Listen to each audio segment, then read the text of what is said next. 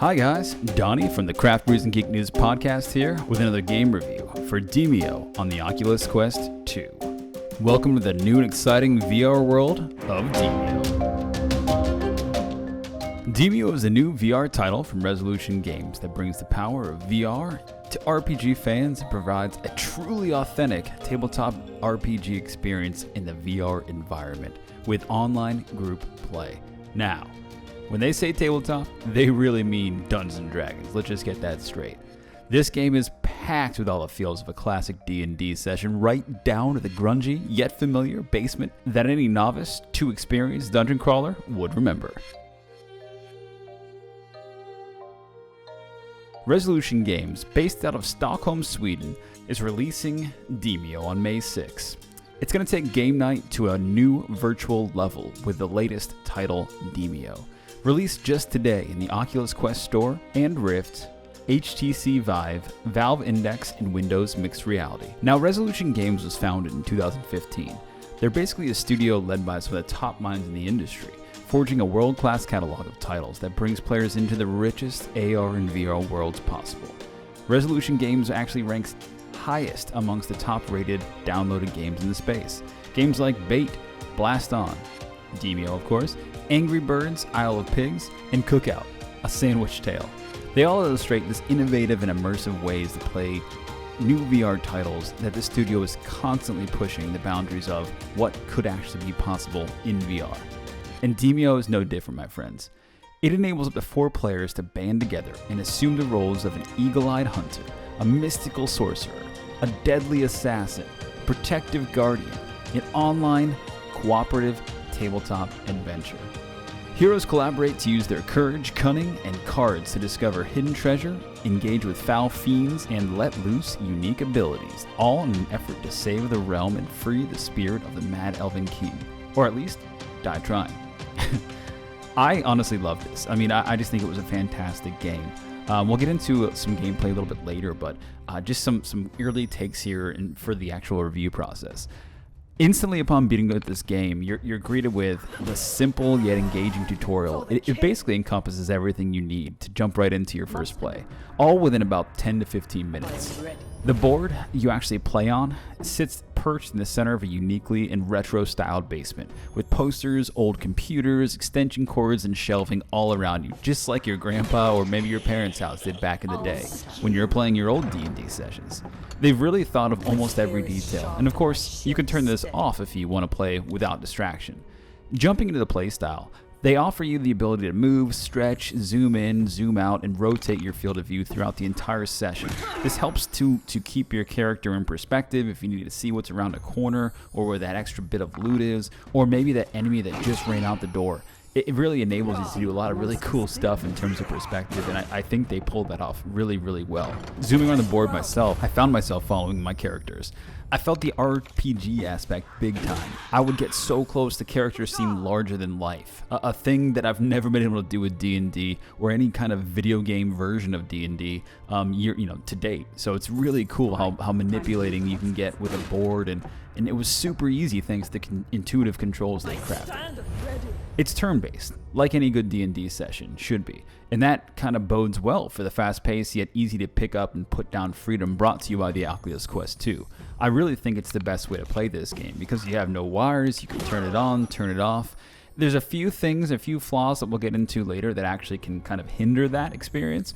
I found myself zooming out when I needed direction and then getting right back into the face-to-face with the next slimy creature that got out to me. The mechanics are simple to understand, but yet engaging enough to hold me for a few hours at a time. The game has solid replayability because each adventure is unique, with each individual character and each player character guiding that adventure. And that's just what they offer now. In speaking with the devs, I've learned quite a bit. I've learned there's already another adventure, or book as they call it, coming in the next few months, just like every good D&D player would imagine. As with other titles from Resolution Games, Demeo also has a very extensive and robust concept map planned with updates, new content, characters, levels, and ways to ensure the players have a steady supply of treasure and glory for years to come. They specifically said years in the press release. I'm excited to see what that shakes out to be. But a sneak peek for the next module, the Realm of the Rat King. Just think how cool that looks. It's coming in summer of 2021. Very exciting stuff. That means you'll have 2 separate adventures to play, basically from day one. Demeo is built around social, turn-based play. The game also features a skirmish mode, where basically it's a one-player version of the game. The one single player will control 3 different characters that they can move or practice with or hone their skills before flexing their dungeon crawling abilities with their friends. You can also play multiplayer. It's super easy to join friends, and it's easier to host your own games. I played a couple sessions with friends today, and we'll show you some gameplay footage now. Ready.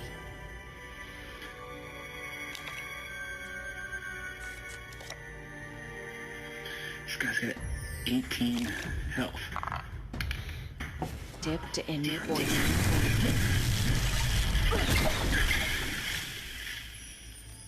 Jesus Christ.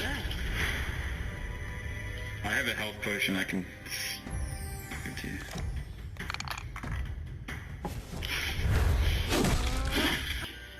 Dude, there's a million rats. Maybe we shouldn't mess with those guys.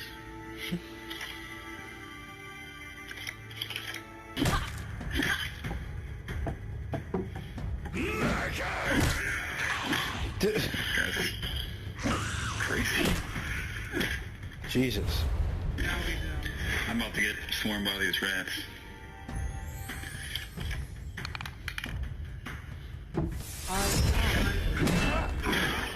Nice. Wow. Is that critical? Who the hell is that guy? You may want to run.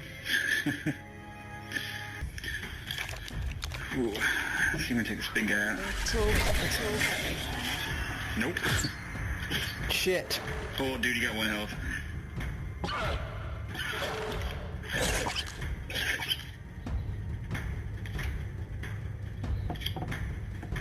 Dead. Dead.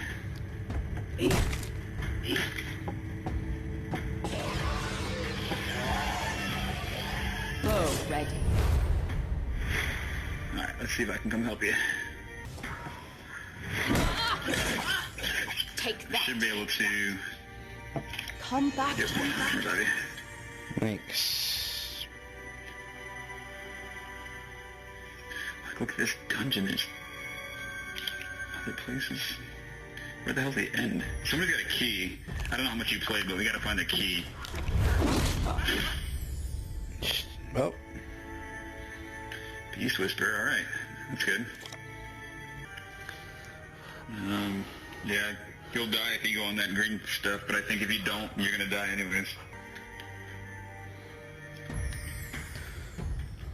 Come on. Die, die, die. Yeah. Great. Alright, it's a good take. Wait. Here's my cards. I don't know, dude. I don't know what's happening. Alright. We'll run it again tomorrow. Alright, later. Alright, man. See ya. It's a pretty authentic D&D experience if you ask my opinion. Now, we had a few questions for the devs as we were testing and getting ready for launch on May 6th. My striders. Some of the questions we asked: are the dungeons procedurally generated?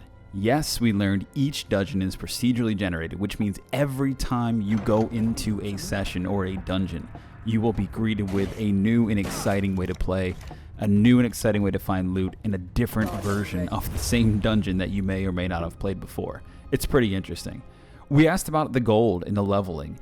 Currently, they don't have any save or any mid-game save, so unless you complete your 3 dungeon spread, and what that means is each dungeon has 3 levels, the 3rd level resulting in a boss, which is arguably the hardest one, you have the entire game to go through until you get to that creature, that boss, that end unit.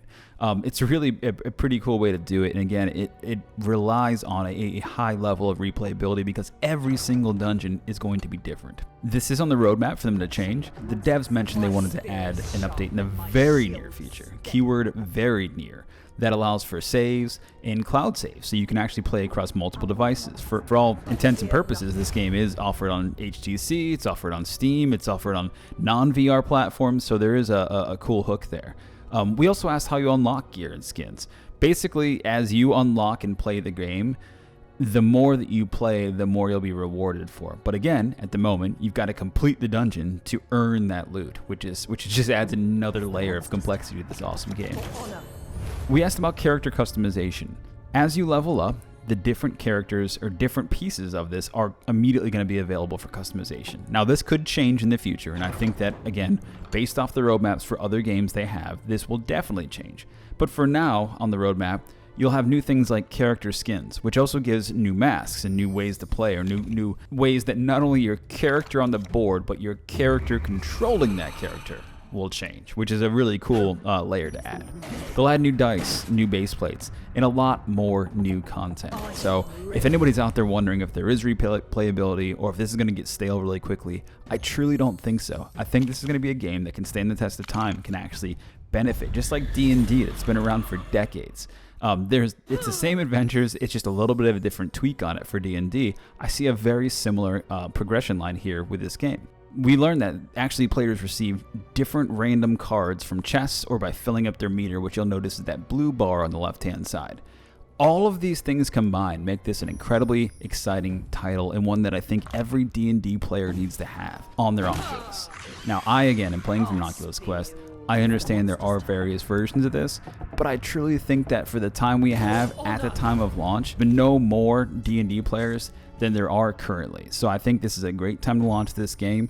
I've had a blast with it so far. I hope you guys do as well. And again, today, May 6th, the game comes out. So please go out and get yourself a copy.